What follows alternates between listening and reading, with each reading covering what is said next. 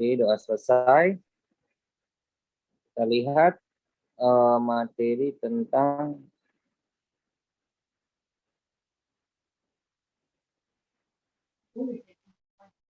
pneumonia, Bang. Pneumonia. Saudara Fikri dengar, Bang, soalnya di sini agak hujan, jadi Loh, udah hujan dengar. di sana? Kan nggak, Bang, suaranya, Bang? Jelas kok, jelas. Takutnya jelas ya, Bang. Nah, pneumonia ini infeksi pada paru, ya kan? Secara definisi adanya peradangan pada parenkim paru. Jadi paru itu kan ada saluran pernafasan, ada parenkim. Parenkim itu maksudnya jaringan alveolinya. Jadi disitulah terjadi peradangan. Kemudian di mana aja tadi di bagian alveoli, termasuk juga nanti bronchiolus terminalis dan sampai ke alveoli ya, Bang. Jadi bronchiolus terminalis, bronchiolus respiratory, dan alveoli. Nah, peradangan di paru ini akan menyebabkan yang namanya konsolidasi jaringan paru. Ya kan?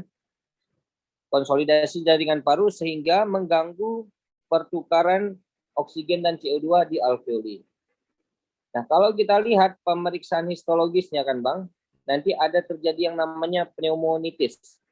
Ya, di mana ada gambaran reaksi inflamasi berupa alveolitis.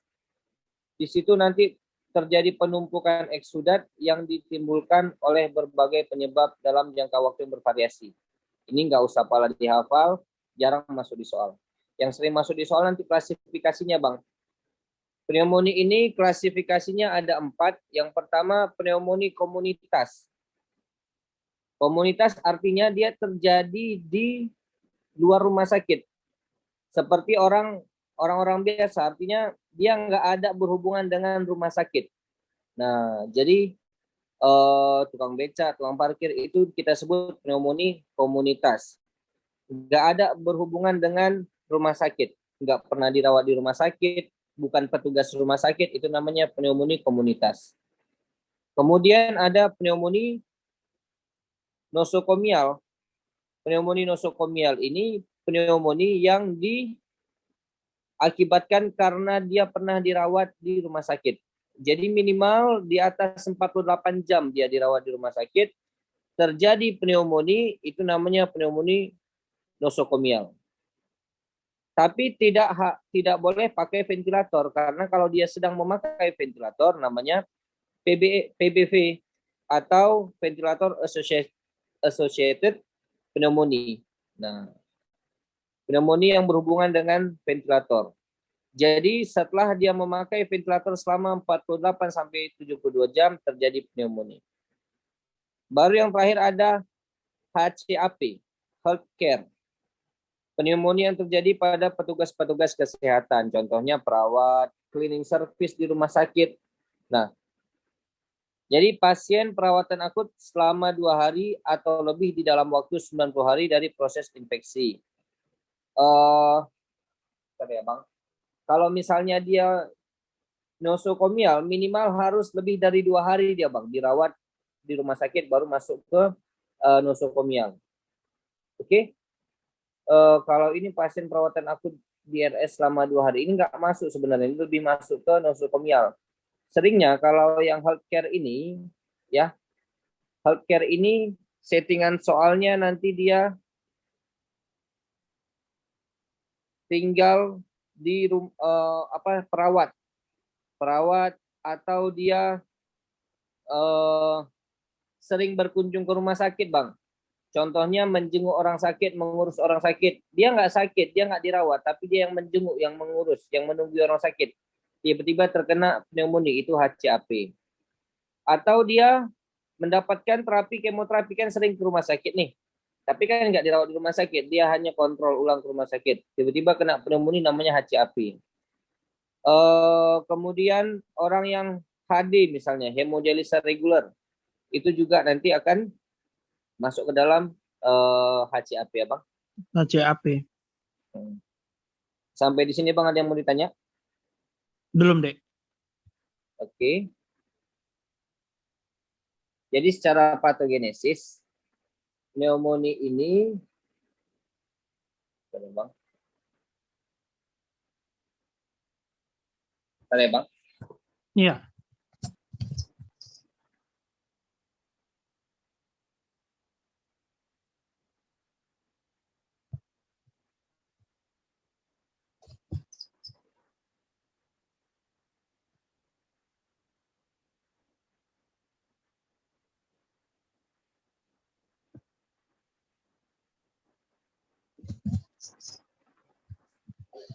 Nah, untuk patogenesis ya, jadi faktor patogenesis ini akan ada bermacam-macam.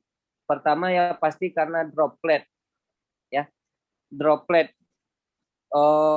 orang batuk kemudian dropletnya tertelan ke kita maka bisa tertular ya. Kemudian faktor yang menentukan juga nanti sistem imun kita mikro. Bentar ya, Bang. Iya, Dek.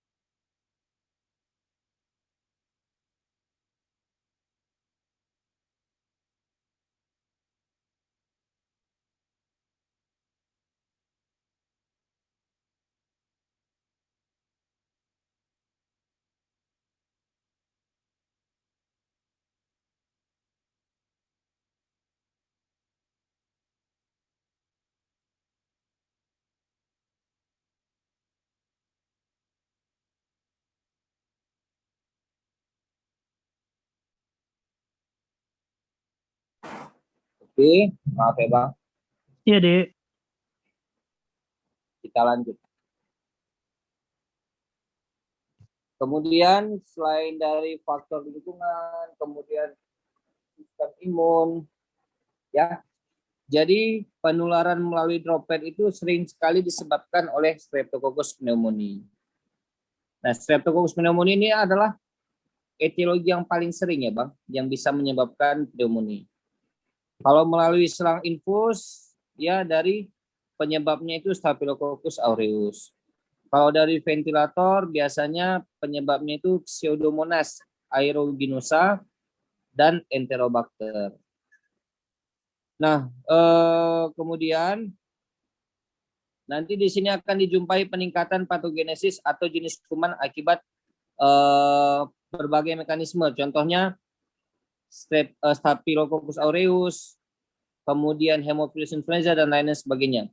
Nanti yang sering keluar kan, Bang, yang pernah keluar soalnya Fikri lihat, yang ditanya adalah etiologi paling sering. Kalau yang tanya etiologi paling sering, kita jawab Streptococcus pneumonia, Bang. Pneumonia.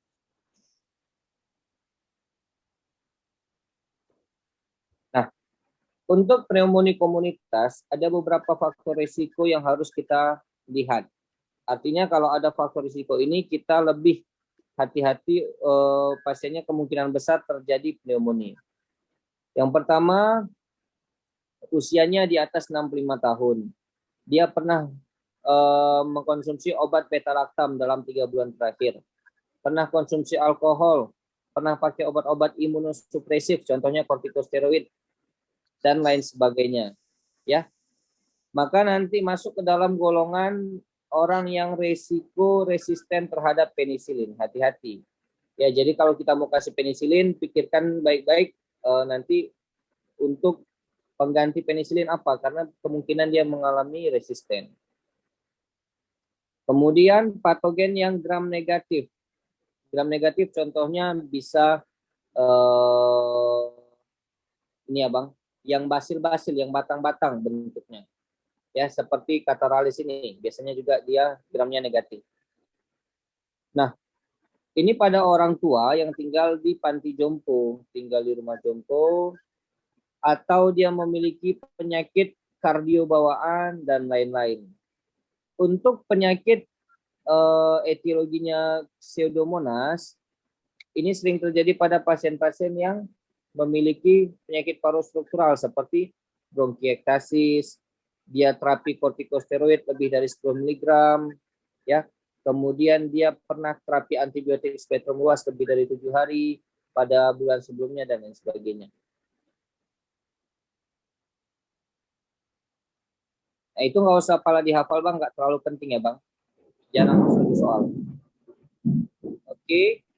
Nah, kemudian pneumonia nosokomial. Pneumonia nosokomial ini kan pneumonia yang terjadi di rumah sakit. Ya, faktor resikonya apa? Ada dua, yang tidak bisa diubah dan yang dapat diubah. Faktor risiko yang tidak bisa dirubah contohnya berkaitan dengan gender, usia, ya. Ini semua tidak bisa dirubah. Gendernya pria, kemudian dia memiliki PPOK, ada gagal organ, contohnya gagal jantung. Kemudian dia telah menerima tindakan NGT atau telah dipasang NGT ya Bang. Kemudian ada yang dapat dirubah. Yang dapat dirubah adalah kita bisa lakukan disinfeksi dengan alkohol. Kemudian pengawasan patogen yang resisten. Jadi kita kultur patogennya, kita lihat pakai antibiotik apa yang masih sensitif. Kemudian kalau dia ada menggunakan alat-alat bantu seperti NGT tadi, harus dihentikan secara dini, cepat dihentikan. Kemudian pengaturan pemakaian antibiotik harus dilakukan. Faktor risiko yang bisa menyebabkan kritis adalah kalau dia memakai ventilator lebih dari 48 jam, kemudian telah dirawat di ICU dengan waktu yang lama, kemudian bisa dilihat dari skor APAC dan adanya tanda-tanda ARDS yang terjadi pada pasien, maka nanti semakin cepat pasiennya menjadi kritis.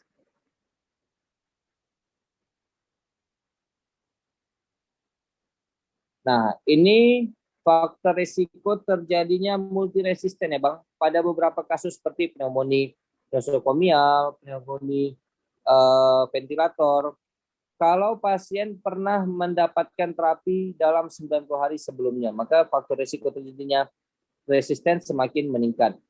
Dia sudah dirawat di rumah sakit lebih dari 5 hari. Kemudian, atau faktor risiko terjadinya ini ya, pneumonia pada nosokomial, pneumonia pada rumah sakit. Ini sebenarnya nggak terlalu penting sih Bang. Kalau dia dirawat di rumah sakit sudah 2 hari atau lebih 90 hari, atau dia pernah berdiam diri di rumah jompo, pernah lama diletakkan di rumah jompo, atau ada anggota keluarga yang terinfeksi patogen yang terbukti ada resisten di sana. Ya, patogennya memiliki resisten terhadap antibiotik. Itu nggak usah terlalu Abang pusingkan, yang penting hanya faktor risiko saja.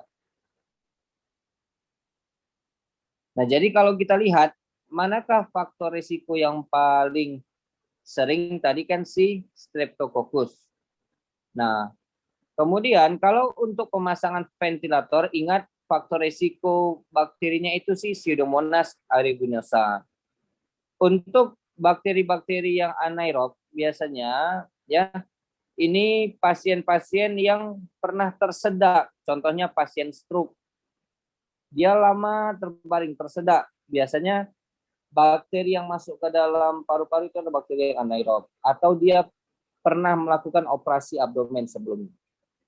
Oke, nah, ini nanti bisa dibaca aja faktor risikonya. Yang penting di sini Bang, cara mendiagnosis.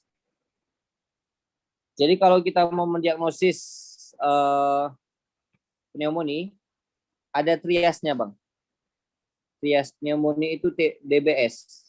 Demam, pasiennya demam, batuk, sesak. Demam, batuk, sesak. Kadang-kadang sesak ini bisa diartikan atau digantikan dengan terdengar ronki di lapangan paru. Jadi kalau ada 3 tanda ini, maka kita jawablah dia pneumonia. Kalau TB kan batuk harus lebih dari sama dengan 2 minggu, penurunan berat badan, dan lain sebagainya, itu baru TB. Tapi kalau demam batuk sesak saja, dia pneumonia. Nah, kemudian kalau sebelumnya ada pernah mengalami PPOK, Bang, kemungkinan penyebabnya itu Haemophilus influenza. Makanya pada PPOK kan kemarin harus kita berikan vaksin Haemophilus influenza, ya. Kalau dia pernah kejang, kemungkinan penyebabnya itu gram negatif. Kalau dia pecandu obat bius, kemungkinan penyebabnya itu Staphylococcus aureus. Ya. Kemudian bedakan dari lokal infeksinya. Pneumonia komunitas, ya, pneumonia komunitas itu penyebab paling sering Staphylococcus pneumoniae. Pneumonia nosokomial yang dirawat di rumah sakit penyebab paling sering itu Staphylococcus aureus. Berdasarkan usia muda dia M pneumonia, usia dewasa dia Staphylococcus pneumoniae. Kemudian dari onset, ya, onset cepat, kemudian akut dengan rusty color sputum. Rusty color sputum ini apa? Rusty color sputum ini dahaknya berwarna seperti karat.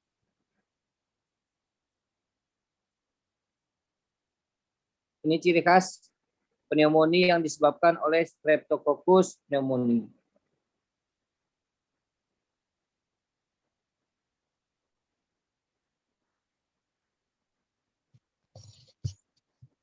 Nah, ini untuk pemeriksaan fisiknya, Bang. Jadi, kalau dia akut tadi penyebabnya kemungkinan bisa Streptococcus pneumoniae atau Staphylococcus. Kalau awitannya, onsetnya lebih lama, ya, dan ringan, biasanya ini penyebabnya Klebsiella dan Pseudomonas. Kemudian pemeriksaan klasik pada pneumonia. Tadi demam, sesak, dan ada tanda-tanda konsolidasi paru. Apa yang kita lihat nanti ada ronki terdengar, suara nafasnya bronkial, dan perkusi parunya bisa peka. Nah, oke. Jadi pneumonia ini kan, Bang, dia ada jenisnya, 3 jenis pneumonia. Ada bronkopneumonia, pneumonia lobaris, dan pleuropneumonia. Tapi yang paling sering nanti kan terjadi pneumonia yang lobaris. Kalau BP ini sering terjadi pada anak-anak. Jadi pneumonia lobaris ini kan misalnya gini, paru-paru itu kita bagi menjadi 3 lobus. Lobus atas, lobus tengah, dan lobus bawah. Jadi kalau pneumonia lobaris nanti konsolidasinya hanya terdapat di basal saja, berarti di lower. Nah, atau di tengah, berarti di middle. Dia berdasarkan lobus-lobusnya. Tapi kalau BP, bronkopneumonia, infiltratnya itu lebih generalisata. Nggak ada area tertentu, bisa tersebar di seluruh lapangan paru. Nah, itu yang primer. Kalau yang pneumonia komunitas sekunder, ada penyakit paru sebelumnya. Contohnya PPOK, sekarang dia jadi pneumonia. Ya, efusi pleura, sekarang dia jadi pneumonia. Pneumotoraks, sekarang dia jadi pneumonia. Kemudian dari sputum, warna konsisten dan jumlah sputum. Contohnya tadi yang rusted color sputum. Warna sputumnya seperti warna karat. Itu ciri khas pada Streptococcus pneumoniae.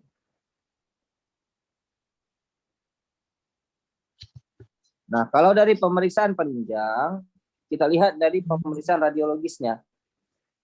Oke, jadi dari pemeriksaan radiologisnya nanti dijumpai ada gambaran air bronkogram. Ini ciri khas juga pada pneumonia. Ada gambaran air bronkogram atau airspace disease. Nah, ini sering disebabkan karena Streptococcus pneumoniae atau pada pneumonia yang bronkopneumonia. Kemudian selain dari bakteri bisa juga disebabkan oleh virus ya, atau jamur, mikoplasma, dan lain sebagainya. Jadi selain dari aerobronkogram, gambaran penunjang radiologis yang sering keluar adalah infiltrat atau infiltrat di paru. Kalau infiltratnya di apex itu seringnya karena TB. Tapi kalau di basal dan di lower itu diagnosisnya pneumonia.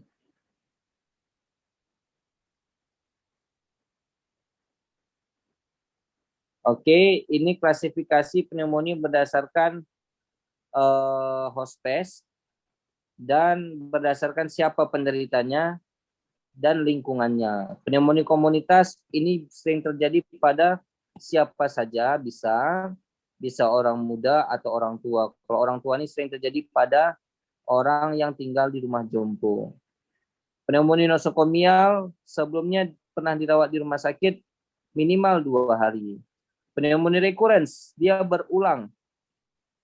Terjadi pneumonia yang berulang dan biasanya ada riwayat penyakit paru kronik sebelumnya.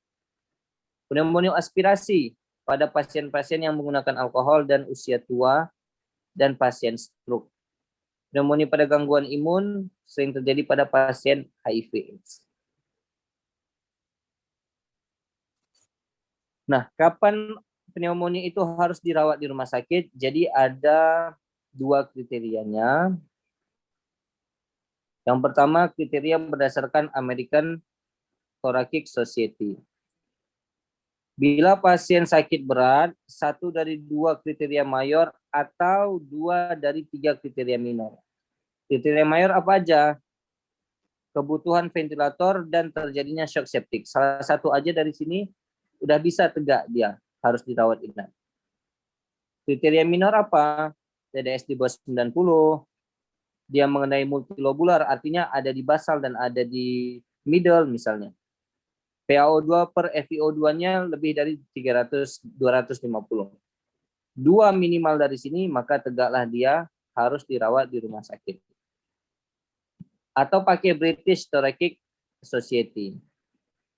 RR lebih dari 30, TDD kurang dari 60, urea ya lebih dari 19. Kemudian adanya penurunan kesadaran, confusion. Nah, itu juga harus dirawat di rumah sakit.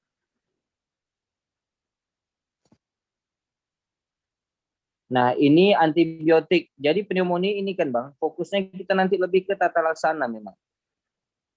Kalau dia rawat jalan, apa yang kita kasih? Kita kasih macrolide. Golongan macrolide itu ingat EA.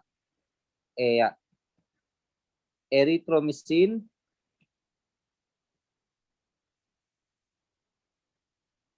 azithromycin, clarithromycin. EA ya. Nah, seringnya kita pakai yang azithromycin ya Bang. Kalau nggak ada, baru cari golongan beta lactam. Kalau dia dirawat di rumah sakit, bisa pakai beta lactam yang IV, ditambah dengan macrolide yang tadi, kombinasi ya Bang. Nah, kalau dia nggak ada, bisa cari azithromycin yang IV atau fluoroquinolone, contohnya yang levofloxacin. Golongan fluoroquinolone contohnya yang levofloxacin. Levofloxacin. Kalau rawat di ICU, apa namanya, kita obat-obat yang tadi bisa ditambahkan dengan ciprofloxacin IV atau bisa pakai beta lactam ditambah dengan aminoglikosida. Aminoglikosida tambah lagi dengan azithromycin. Nah, jadi aminoglikosida ini contohnya streptomycin.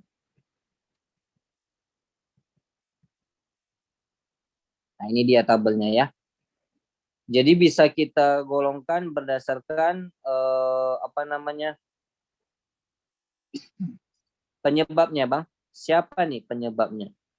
Kalau tadi Streptococcus pneumoniae yang ini kan yang paling sering dikasih azithromycin 1 kali 500 mg per oral, ini di awal, kemudian besoknya dilanjutkan 1 kali 250 mg. Dan lain-lain ya. Jadi nanti kalau dia ini yang pilihan pertama. dia rawat jalan tanpa ada penyakit kardiopulmonal. Tapi kalau ada penyakit kardiopulmonal, pilihannya jatuh ke fluoroquinolone ya Bang. Sering kita pakai levofloxacin 1 kali 500 atau 1 kali 7,5. Nah, jadi berubah dia jadi levo.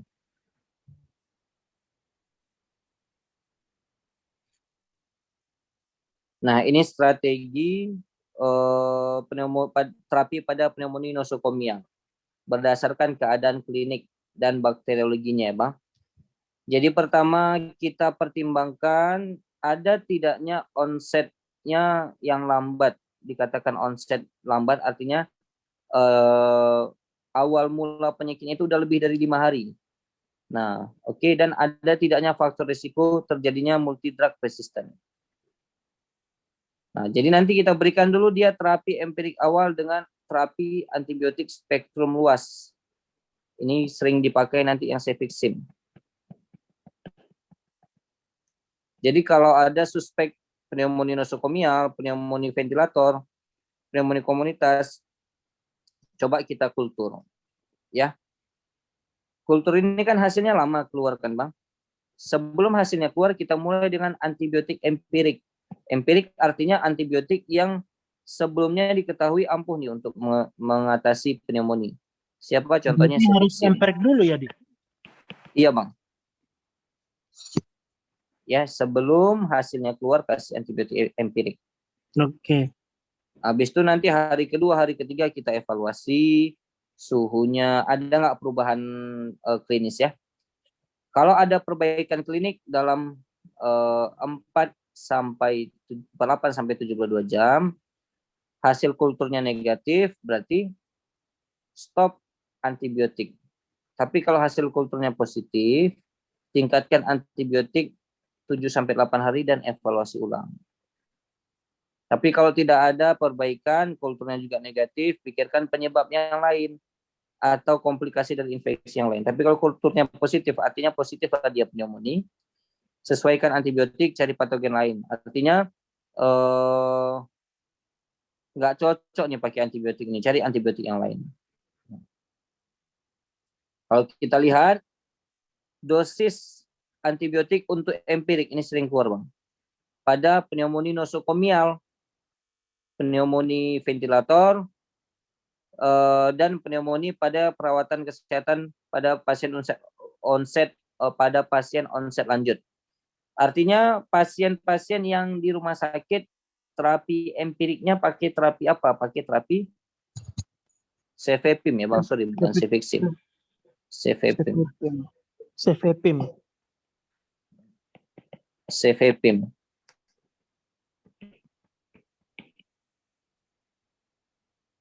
Nah, jadi 1 sampai 2 gram selama diberikan tiap 8 sampai 12 jam. Oke, kalau nggak ada, pokoknya golongan cefalosporin, kalau nggak ada cari ceftazidin. Kalau nggak ada baru masuk ke golongan carbapenem ya Bang. Carbapenem, imipenem, meropenem, dan lain-lain. Itu nah ini rekomendasi empirik ya Dek ya? Empirik, ya Bang. Ini untuk rekomendasi antibiotik pada HAP. HAP tadi kan Hospital Acquired Associated Pneumonia. Jadi orang yang sering ke rumah sakit, entah dia CS, merawat orang sakit, atau memang dia pasien tapi nggak rawat inap, dia rawat jalan, sering kontrol ke rumah sakit. Ya, onsetnya dini, tidak ada faktor risiko MDR, diketahui penyebabnya Streptococcus, kita kasih golongan ceftriaxone, ya, atau levofloxacin, ya, 1 kali 7,5. Lebih sering kita pakai levo ya Bang, levofloxacin 1 kali 7,5. Tapi kalau onsetnya lambat, ada faktor risiko MDR, ini sering terjadi penyebabnya itu karena Pseudomonas. Ya, kita terapi anti Pseudomonas itu pakai cefepime juga 2 kali 2 gram. Nah, kalau nggak ada cari ceftazidime. Kalau nggak ada baru bisa cari si carbapenem. Nah, Kemudian untuk mendiagnosis ventilator associated pneumonia, gimana caranya? Jadi kita bisa hitung skor PIS, ya, skor CPIS. Nah, apa itu kepanjangannya? Clinical Pulmonary Infection Score. Jadi komponen scoringnya ini ada 4, 0, 1, 2 poinnya. Kita lihat kalau suhunya masih di bawah 38,4, ya, di bawah sama dengan 38,4, itu scoringnya masih 1, 0. Kalau scoringnya masih di bawah 38,9, ya, di bawah 38,9, berarti dia poinnya 1. Kalau di atas sama dengan 39, berarti poinnya 2. Nanti dihitung berapa totalnya. Kalau totalnya di atas 6, berarti positiflah dia mengalami pneumonia karena ventilator. Jadi algoritmanya seperti ini. Kalau CIPS-nya dia di atas 6, berarti dia pneumonia ventilator, ya Bang. VAP. Kita kasih antibiotik selama 10-21 hari. Kalau tidak, maka kita cukup kasih ciprofloxacin selama 3 hari saja. Oke, antibiotiknya apa? Antibiotiknya yang sensitif terhadap Pseudomonas. Bisa ceftazidime tadi, ya Bang. Cefepime, ya, atau ceftazidime. Karena penyebab dari ventilator tadi si Pseudomonas. Kemudian dievaluasi lagi kalau misalnya CPIS-nya udah di bawah 6, ya. Menurun, ya. Evaluasi CPIS-nya di bawah 6 berarti terapi sebagai pneumonia. Kalau tidak, stop ciprofloxacin, nanti kita cari lagi antibiotik apa yang tersedia, maksudnya yang bisa dipakai, yang sensitif untuk pasien ini. Jadi memang kalau pneumonia ini kita harus hafal antibiotik khususnya untuk ini untuk siapa, ini untuk siapa. Nah, kemudian pasien dengan MDR atau pasien tanpa MDR. Kalau pasien tanpa, ini yang HCAP, ya Bang, healthcare. Empiris pada healthcare. Jadi kalau empiris pada nosokomial tadi pakai cefepime, empiris pada HCAP healthcare kita kasih ceftriaxone tanpa risiko MDR. Tapi kalau ada risiko MDR kita kasih beta-lactam, ya Bang. Golongan beta-lactam. Jadi nanti bisa piperacillin. Resiko MDR-nya apa aja, Fikri? Risiko MDR tadi yang ini, Bang. Risiko terjadinya multiresisten ini. Oh, oke, ya. Ya. Lamanya rawatan dia, ya. Oke. Dia udah berapa lama dirawat, kemudian misalnya dia pernah melakukan dialisis kronik lebih dari 30 hari di rumah sakit. Nah, terapi infus di rumah termasuk antibiotika. Nah, kayak gitu, ya Bang. Ada risiko-risiko itu, maka kita perhatikan antibiotiknya yang lain lagi. Agen keduanya, kalau nggak ada golongan beta-lactam, kita kasih golongan ini. Gentamisin ini golongan aminoglikosida juga, ya Bang. Nah, kasih gentamisin. Jadi sebenarnya ceftazidime itu pun golongan beta-lactam. Jadi beta-lactam ini luas. Cara kerjanya adalah menghambat enzim beta-lactamase. Contohnya ada golongan ceftriaxone, golongan penisilin, itu juga golongan yang menghambat beta-lactam. Cara kerjanya, Bang. Kemudian prognosis.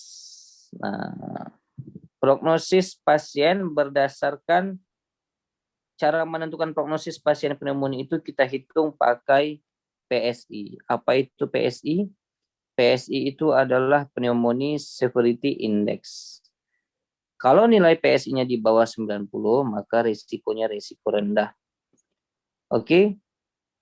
Kemudian kalau PSI-nya di atas 130 maka risikonya risiko tinggi. Nah, oke, jadi kalau risiko tinggi rata-rata mortalitasnya 34%. Ya, rata-rata kematiannya bisa mencapai 34%. Kalau risiko rendah rata-rata mortalitasnya 3,3%. Oke. Nah, jadi kalau kita lihat dari faktor demografinya, ya. Pertama cara menghitungnya gini, berdasarkan tabel ini untuk menghitung PSI gimana? Kalau dia pria, kalau dia wanita, poinnya minus 10. Pria juga seperti itu, Bang. Kalau misalnya dia perawat, artinya maksudnya dia merawat orang sakit, ya kan? Nah, tambah 10. Nah, Jadi kosong ya. ya. Kalau dia memiliki penyakit hati, penyakit neoplastik, nanti di sini ada yang plus 20, plus 30, dan lain sebagainya. Jadi nanti tambahkan ini semua berapa, kalau hasilnya di atas, di bawah 90, risiko rendah. Oke. Baru selain terapi antibiotik, kita lakukan juga terapi-terapi suportif ya Bang. Terapi suportif yang kita berikan, kalau saturasi oksigennya 95 sampai 96 ya, maka kita berikan terapi oksigen. Atau PaO2-nya, terapi oksigen ini, sorry gini ya Bang. Kalau misalnya saturasi oksigennya di bawah 95%, maka kita berikan terapi oksigen. Terapi oksigen nanti kita pantau setelah itu, diharapkan PaO2-nya 80 sampai 100 atau saturasi oksigennya 95 sampai 96. Kemudian kita nebul. Nah, bisa diberikan nebulizer untuk mengencerkan dahak yang kental. Bisa ditambahkan dengan bronkodilator bila terjadi sesak dan ada suara wheezingnya, bronkospasm. Kemudian lakukan fisioterapi dada untuk mengeluarkan dahak, ya kan? Nah, bila perlu berikan fist mouth breathing untuk melancarkan ekspirasi dan mengeluarkan dahak. Nah, kemudian dianjurkan pasiennya tidur dengan posisi setengah duduk. Kemudian pengaturan cairan jangan overload karena bisa menyebabkan edema paru sehingga memperparah infeksi. Kemudian bisa disertai dengan pemberian kortikosteroid untuk pasien-pasien yang sudah mengalami sepsis berat. Kemudian bisa diberikan inotropik seperti dobutamin atau dopamin bila diperlukan. Kapan diperlukan? Kalau terjadi TDS di bawah 70. Nah, Udah mmHg. stabil lah ya. Jadi shock dia Bang. Kita kasihlah dopamin atau dobutamin.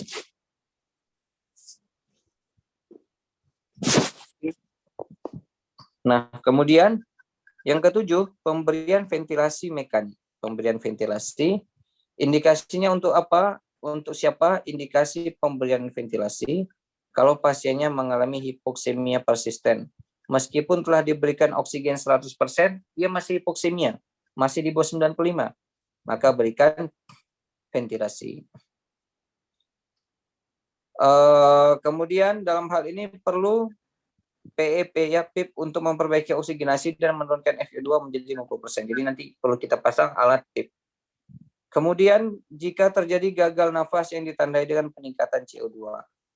Nah, oke. Jadi nanti pasiennya kan komplikasi dari pneumonia ini bisa menyebabkan asidosis respiratorik. Nah, maka untuk menghindari itu kita harus pasang ventilator ya, Bang. Kemudian kalau ada emphysema ini nanah di pleura.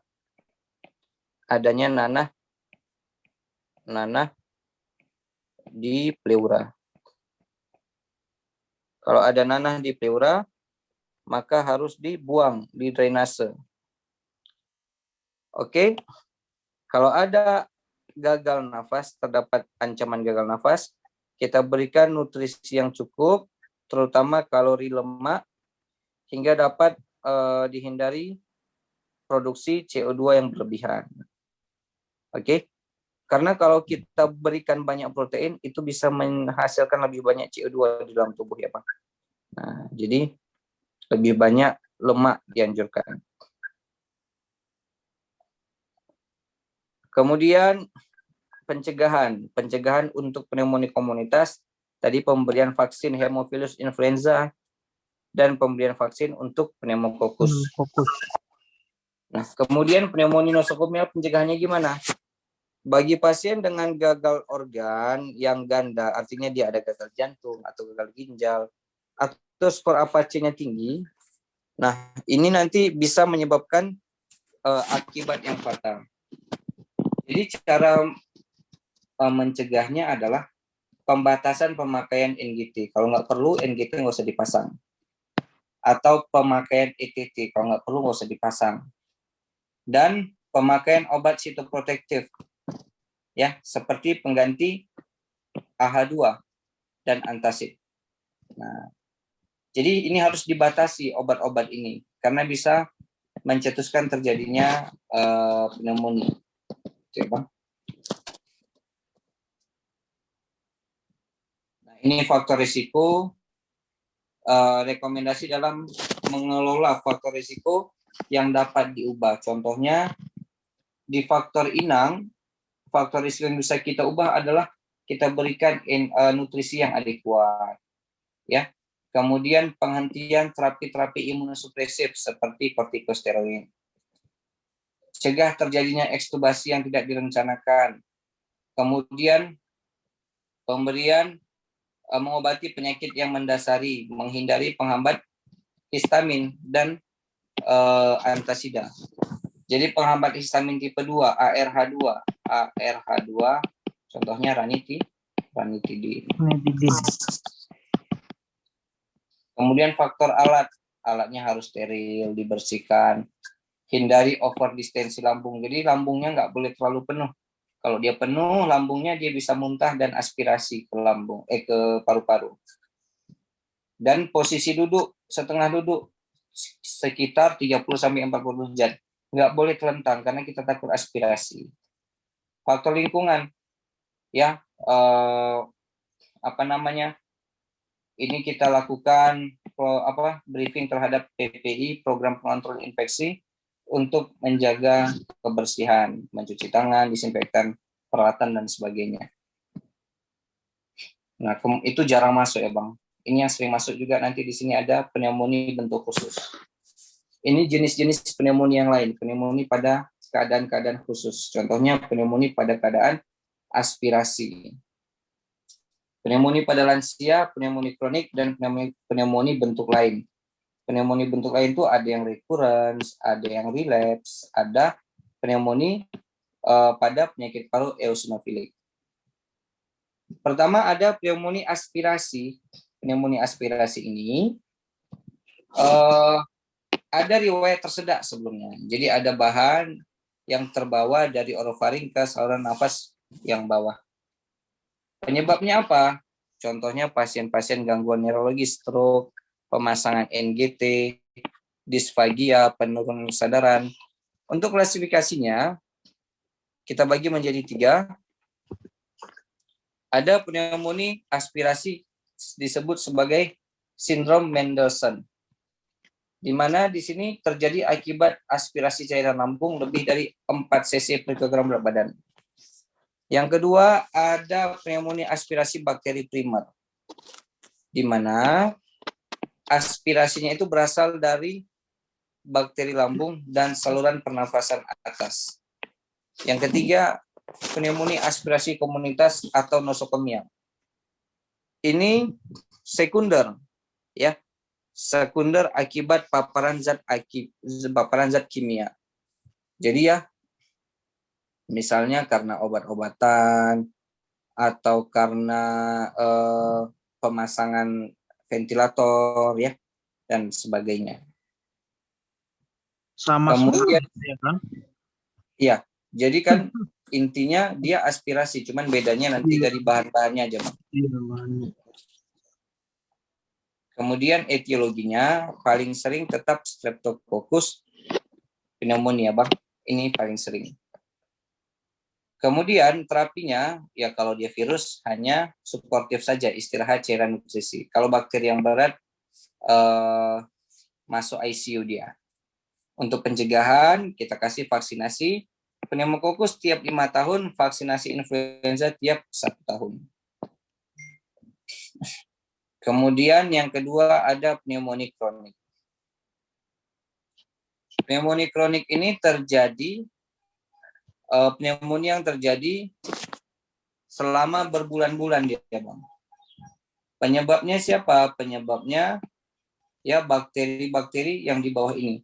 Jadi dia udah lebih dari 1 bulan pneumonia, maka kita sebut pneumonia kronik. Boleh dibuatkan di situ, Dek? Ya, lebih dari sebulan ya, Bang. Oke. Kemudian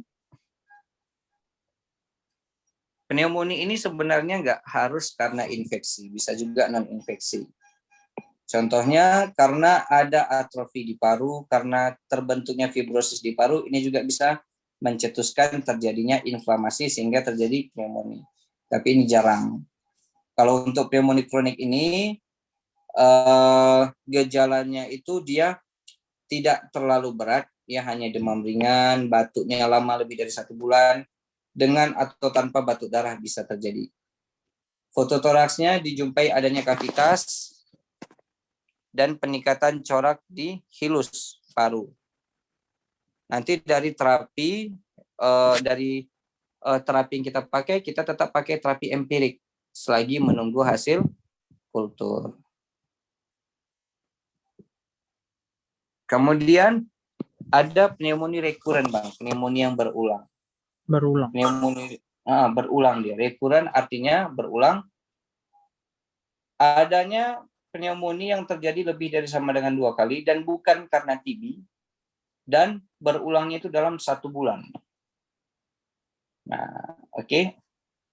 Kalau relapse ini dia lebih pendek jaraknya. Infeksi yang terjadi lebih dari sama dengan 2 kali dengan jarak yang lebih pendek. Biasanya hitungan minggu, dalam 1 minggu.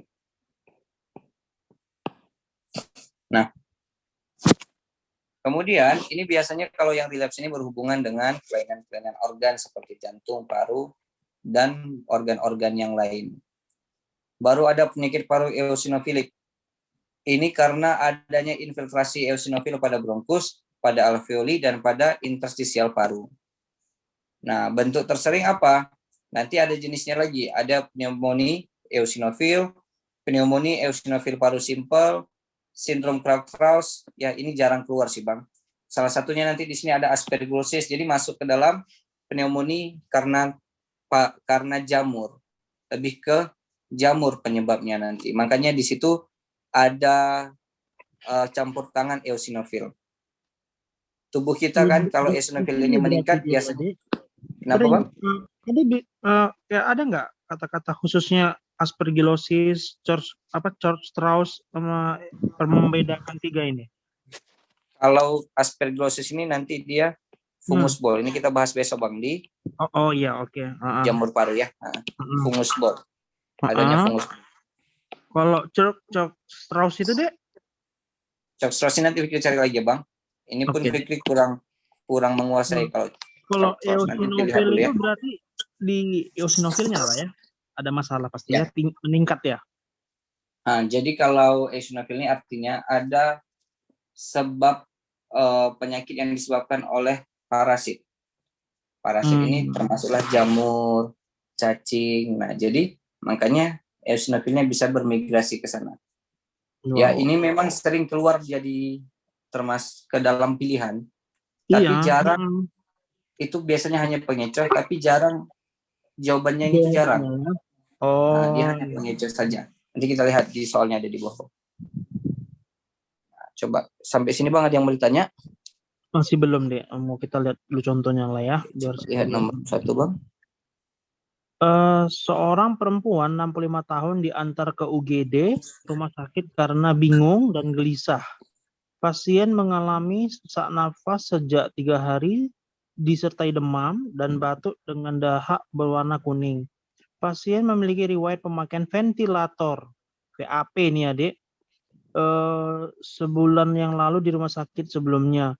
Pada pemeriksaan fisik didapatkan tekanan darah, hipotensi, nadi takikardi, pernapasan cepat, suhu demam, bronki di basal paru sebelah kiri.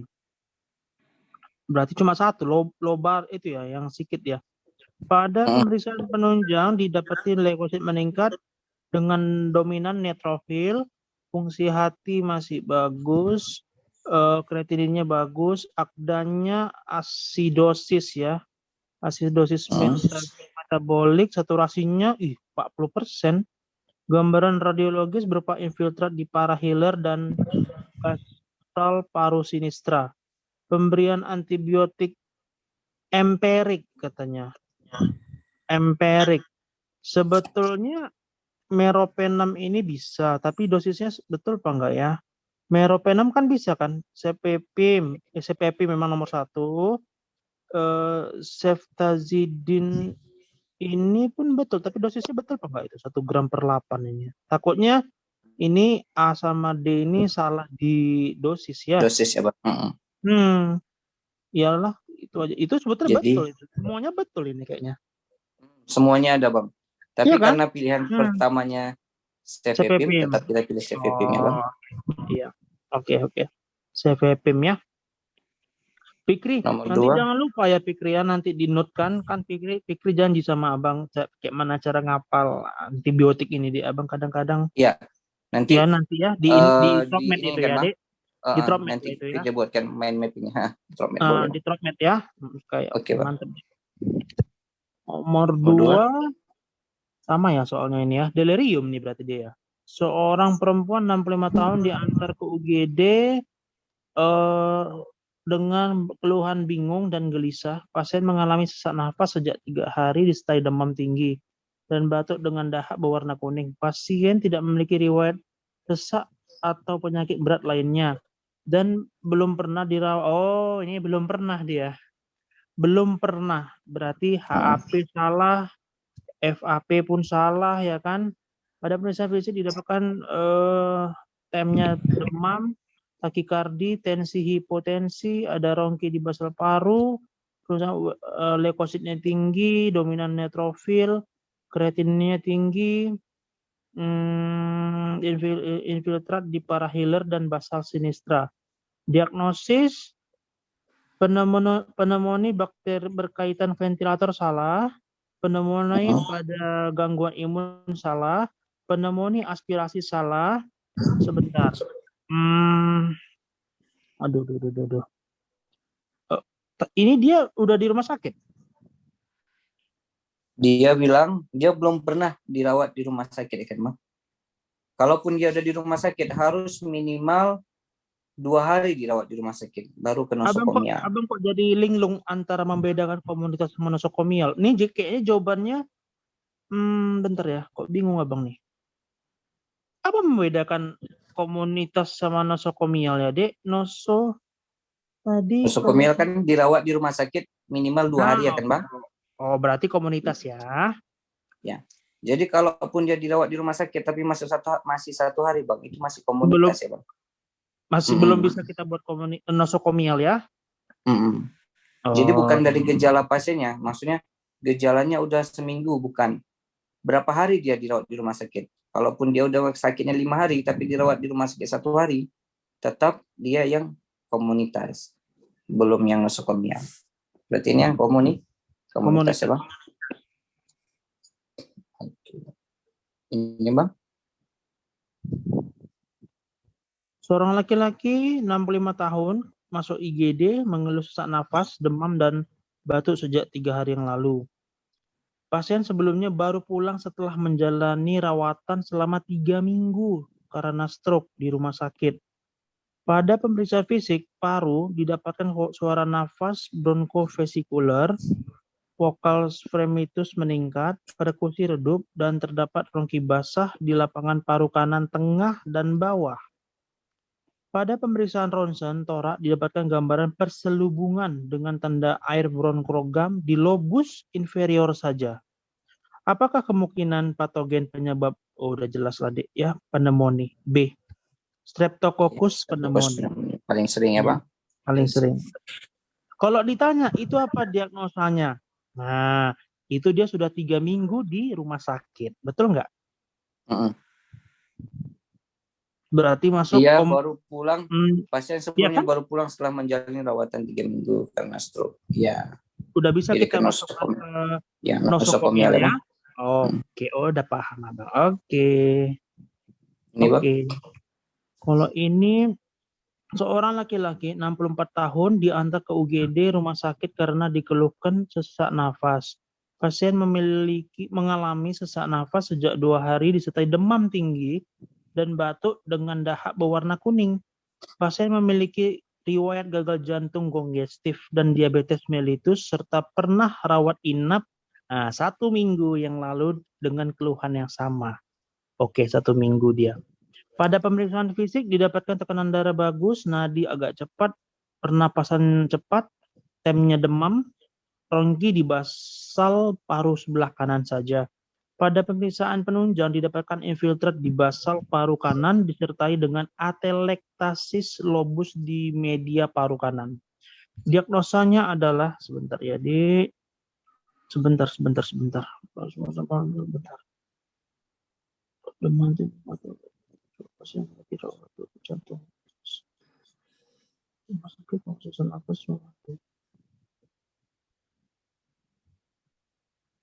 Abang dia 2 hari ini baru sakit. Tapi sebelumnya dia pernah sama. Abang kok agak yakin antara C sama D. Relapse atau recurrence. Tapi abang masih bingung membedakannya. Boleh nggak kata kuncinya tadi, Dek? Ya kan? Berarti kan gini kan Bang. Kalau nggak C, dia jawabannya kan?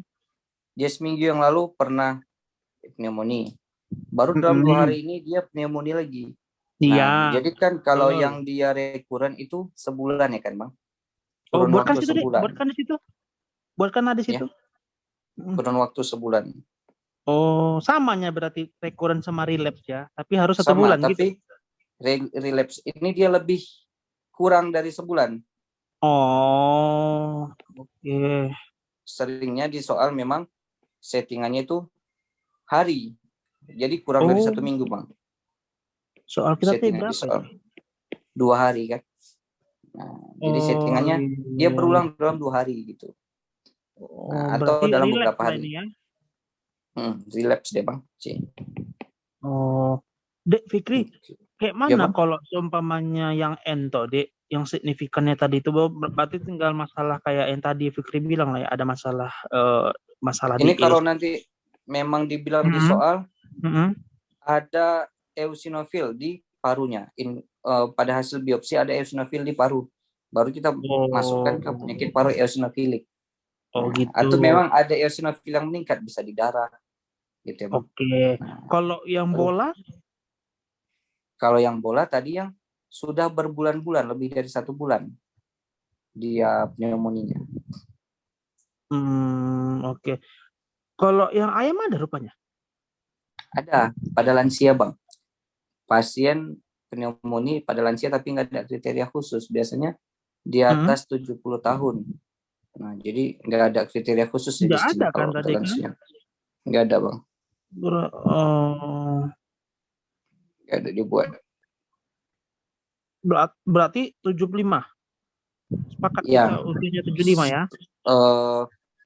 Sering soalnya ini di atas 70 tahun nanti. Oh, oke. Soalnya soal kita tuh masih 60-an pasien tadi, 63 tuh berapa tadi? Ya, Bang. Oke. Udah mulai paham, Bang. Ini fungus ball ya. Fungus ball. Nah, yang terakhir loh. Seorang laki-laki berumur 50 tahun datang ke IGD dengan keluhan sesak yang dirasakan sejak sehari yang lalu. Sesak tidak membaik dengan istirahat maupun perubahan posisi. Awalnya pasien mengalami batuk pilek berwarna kehijauan yang dirasakan sejak 5 hari yang lalu dan demam sejak 4 hari yang lalu. Pemeriksaan vital sign didapatkan tekanan darah 130/80, nadi agak cepat, frekuensi napas 24 kali per menit, suhunya 39 derajat Celcius, Pemeriksaan fisik regiotorak ditemukan penggunaan intercostalis interna saat bernafas. Fremitus taktil meningkat pada lapangan paru bawah dekstra, perkusi redup pada lapangan paru bawah dekstra, dan terdengar bronki dan egofoni pada lapangan paru bawah dekstra et sinistra. Pemeriksaan jantung dalam batas normal, pemeriksaan fototorak PA menunjukkan konsolidasi lobus bawah dekstra et sinistra dengan air bronkogam. Pemeriksaan kultur sputum ditemukan Staphylococcus pneumoniae. Diagnosa yang paling mungkin pada pasien adalah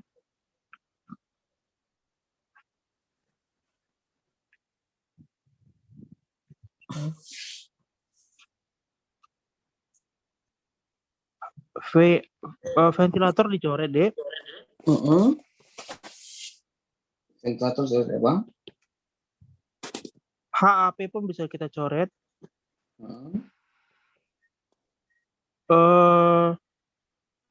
Healthcare pun kita coret. Betul lah, community acquired pneumonia. Ya kan? Karena dia nggak ada bilang dirawat di rumah sakit, nggak ada bilang ventilator ya Bang. Iya. Boleh nggak ceritakan yang ento itu? Yang ento ini sering terjadi pada HIV ya Bang, PCP. Buat Dek gitu, Dek. Ini sering terjadi pada HIV. Apa biasanya selain HIV lagi? HIV aja berarti ya? HIV dia Bang. HIV stadium 4 ini Pak, udah kena PCP, dia stadium 4. Ini jamur juga dia Bang sebenarnya, golongan jamur. Jamur atau entar ya Bang. Kalau Fikri nggak salah dia golongan jamur ya, nanti salah pula. Pneumocystic hernia.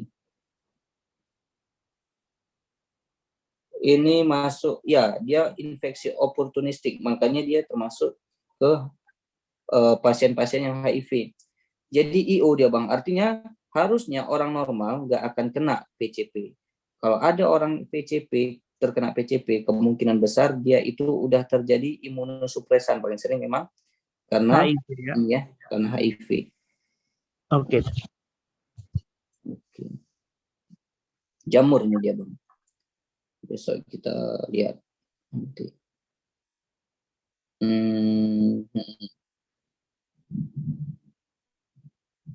Ada lagi kira-kira Bang? Ini kok undo ini bacaannya? Terpencet tuh. Dia infeksi ya karena imunokompromis. Selain pada imunokompromis, nanti sering terjadi pada pasien yang CD4-nya kurang dari 200. Jadi kan kalau nanti kita bahas di TROPMED ya Bang. Boleh. Kalau udah menurun di bawah 200 CD4 pasien, itu pasiennya udah jatuh ke AIDS, berapapun stadiumnya. Nah, makanya CD4 itu nggak boleh di bawah 200. Kalau dia di bawah 200, dia udah AIDS. Kalau udah AIDS ini bentar lagi kena lah PCP, toxoplasmosis cerebri. Nah, itu nanti udah ciri khas end stage pada HIV dia, Bang. Oke.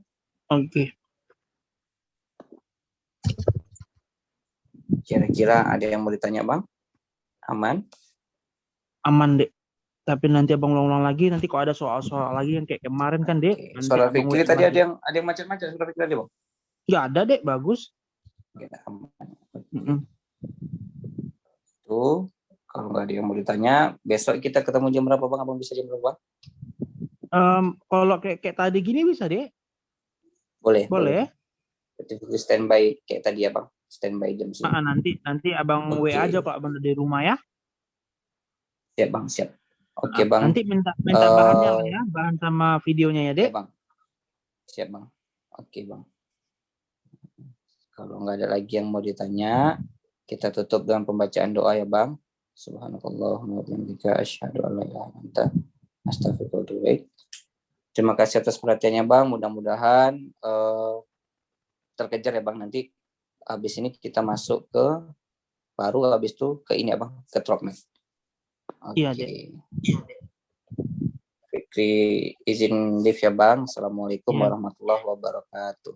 Waalaikumsalam Terima warahmatullahi kasih ya Bang. wabarakatuh. Iya, sama-sama, Dek.